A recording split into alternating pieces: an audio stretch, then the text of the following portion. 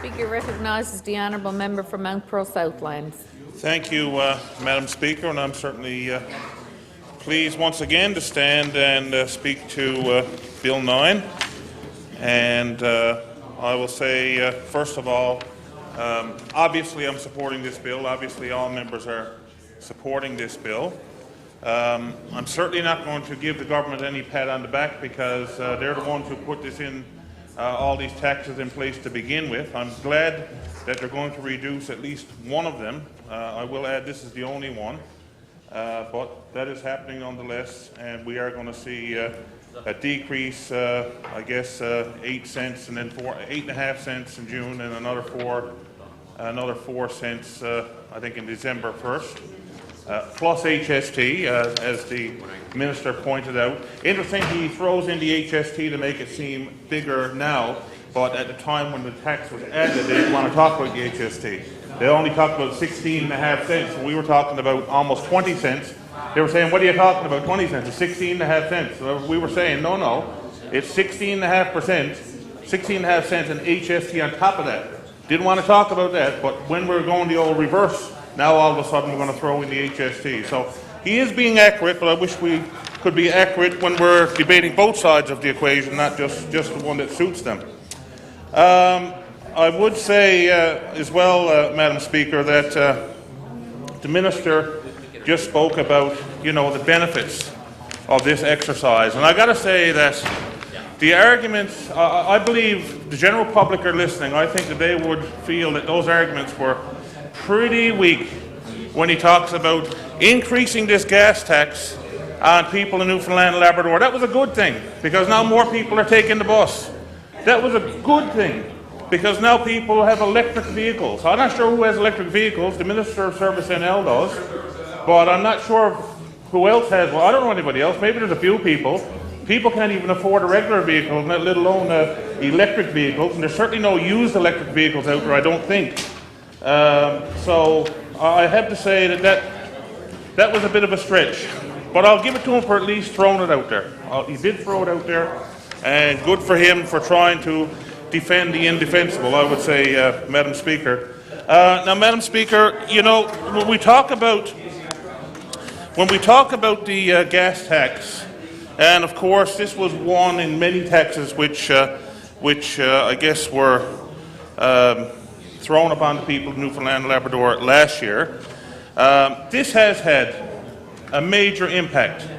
It has had a major impact.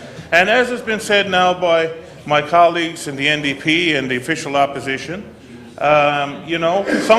consumption is down. The numbers are there. Consumption is down. And consumption is down for a reason. And I'm going to just give you one example. I'll give you one example. This is an individual who lives in my district. A couple, and this is a retired couple. They're not of, they were ordinary folk. They are on a fixed income, so they have they have very little expendable income to begin with. They're not in a position to be able to, go down Florida for a couple of months to get away from the snow and so on. They don't have that ability. They're on a fixed income, and they just don't have it. So, they get in their retirement days, they get their little bit of pleasure out of life, I suppose. In terms of they're involved in their community, very much involved in the community. They're involved with our seniors organizations, they're involved with the sporting community, they're involved with the volunteer community. And they told me, they said, Paul, when you talk about the gas tax, this is how it impacts us. The one little thing that we look forward to, on a Sunday afternoon is to get aboard our car and to drive over to Bay Roberts on a Sunday afternoon. They usually go up through the old Conception Bay Highway, and they go up to Bay Roberts and Carbonear and whatever. They said we usually might stop at Fong's or something like that and have lunch or whatever the case might be. And that's our one little thing we like to do on a Sunday afternoon. Well, that's been taken away from us. The ability to do that is gone. That was the one little bit of enjoyment that we got.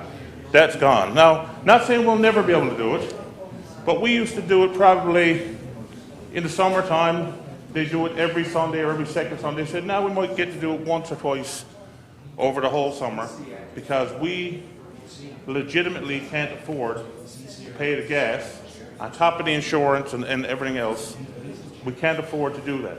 So obviously, if they're not doing that, then their consumption. So when we're talking about consumption being down, that's why consumption is down. Because there's so many people that are in that same boat. Now, yes, there's lots of people in my district, I can guarantee you, that live over in the Southlands area and Everly Wood and so on. And they haven't changed their habits. They're still driving. And doing everything they always did, for the most part. Because they have that extra, expendable income, and they're going to continue on. Their attitude is, we don't like the extra taxes, but I'm able to suck it up. I got no choice. And I'm certainly not going to sit around the house all day and not do things like I did, not take the kids here and there or whatever, because of the gas tax. I'll do it. So a lot of people have to go to work and so on. No choice there. And they're not prepared to take the bus. That's reality. Like, we can talk about buses and all that all we want, and I'm not saying that buses are a bad thing and they're used more in other provinces and so on, but a lot of people, you can put as many buses there as you like, they're just not doing it. They want the convenience of getting aboard their car and going where they want to go, when they want to go, not be waiting, not have to go circling around through different neighborhoods to get where they're going. They're going to take their car. So there's no doubt a lot of it's going to happen anyway, and people begrudgingly pay the extra gas tax. But the people on the lower end of the scale, those are the ones who couldn't afford it. And as a result, the consumption is down. So when you're looking at gas tax, or any tax for that matter, you have to bear in mind those things. There is a tipping point, and the trick is finding that balance. Because there's a tipping point. There's a point where you could increase gas tax, or you could increase HST, or you could increase other taxes to a point where people are able to suck it up, so to speak, but they will still continue with their habits. But once you go too far, then all of a sudden, people can't continue with their habits, and all you're doing is you're penalizing people who can least afford it, and at the end of the day, you're not getting the revenues that you projected you were going to get because people couldn't use their vehicle. So all you did was tax people to death for nothing, to some degree. You might have gained a little bit, but you didn't gain near as much as you thought you did because you went too far. And that was what we were saying from the very beginning on the budget 2016. It was a matter of how far it went. It was a matter of degrees. And we felt that it went too far and that it would impact people. Now, we've seen the taxi industry. That's not we talk about gas tax. The taxi industry, we see the issues they have. Now, I know their biggest issue is insurance, which is brutal in itself, and I really hope that we can work to hopefully make some changes to the insurance system, for sure. But another factor in it for them is the gas. Not only are they getting hit with, high insurance, not only are they getting hit with 2% extra HST every time they get repairs on their taxi cabs and they buy, windshield wash and antifreeze and windshield wipers and do repairs, but they're also getting hit by the gas. And these are people that are working, in a lot of cases. I don't know if you know any taxi drivers, I know a number of them, and man, they work an awful lot of hours just to survive. They're not making any big money. Maybe the owner of the stand, of the business, who has 100 brokers or 200 brokers working for them, they're doing fine, I'm sure. But the average person who just is taxiing with their own car, they're just barely struggling as it is. And this made it worse for them. We also look at the impact that would have on goods and services. And we all know when we start increasing these taxes, other goods and services are going to go up. Now, I did hear the minister talk about for certain industries they could get a rebate, and that's a good thing. That's a good thing. But not every industry and every business and so on is getting that, and they're going to pass it on. That's That's just reality. They're going to pass it on. And when they pass it on, who do they pass it on to? They pass it on to the consumer. They pass it on to the same person who's hit with all these other taxes. Now they're going to be paying more for goods and services because businesses are going to pass that expense on. They're not going to absorb it. The taxpayer will. Very glad to hear the Minister talk about tourism and that tourism is, the numbers were good. And I'm glad to hear that we all are. Sure we are. It's fantastic, actually. And I don't doubt his numbers. But I guess that's fine for people who are coming to the province. But in terms of staycations, again, I wonder how many residents who look forward to taking their family out to Terranova for a holiday or up to Grossmorn or whatever. Terranova? Said the member from Terranova, I spent many a summer, year over year with my family when they were growing up in your district, in Eastport and all that. Beautiful spot, beautiful. And I was up to the Northern Peninsula last year. First time there, it was only my second time I think ever there. My dad was from the Northern Peninsula and born in Ingalee. But I was up there last year and absolutely spectacular, and I can see why people want to travel that district because it's absolutely beautiful product, pristine. The roads weren't great, I gotta say. He said good roads. The roads weren't great. I hope that they're in the plan. I haven't seen the roads plan. I'm not sure. I hope some of them are in there because they do need work. But beautiful area. No, I didn't go across on the Palo. Planning on going to Bureau Grand Bank this summer. Yeah. Beautiful area. Although I was there with the member from Placentia West about a year ago. We were down in the area, down to the Marystown. We're in Marystown, yeah. But there's no doubt we have a beautiful tourism product here to offer. There's no doubt.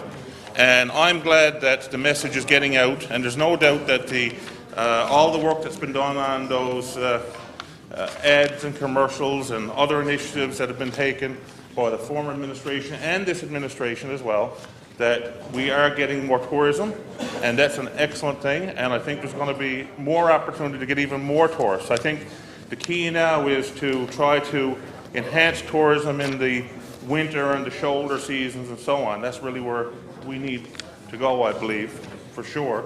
But in terms of the tax, the gas tax, while it's not preventing those people, obviously it didn't, I wonder, does it prevent people within the province from taking those excursions around the bay, if you will, which is good for all the districts and all the towns, because we all know a lot of the towns in Newfoundland and Labrador, they really, some more than others. I know like the Terranova district, again, I'll just use an example, the Eastport, Trade Town, that area, they rely very heavily in the summer months in particular on tourism, because they have so many cabins and beautiful sandy beach, and they got a lot there to offer. And the location is pretty good. It's only an hour and a half, couple of hours out of town and so on. So I wonder, will that impact those towns, that area, in terms of people not traveling from, say, the greater St. John's area, not going there because of things such as the gas tax. I hope it doesn't have an impact, but I got a feeling it is having some impact, for sure. So I guess it's really, Madam Speaker, really what we're talking about here is a ripple effect that the gas tax has had, and particularly combined with the other taxes. So I am glad, I will end off by saying once again that I am glad to hear that we will now be seeing a reduction in the gas tax at least. That's a good thing. It's obviously something that we're all going to support. And I hope that as time goes on, it won't be going on now, I wouldn't think in this setting in the House, but I certainly hope in the not too distant future we'll see some movement on some other things. Perhaps the levy comes to mind as one, but hopefully we will see some movement on some other things as well. that will relieve the burden that's been placed on the people of Newfoundland and Labrador.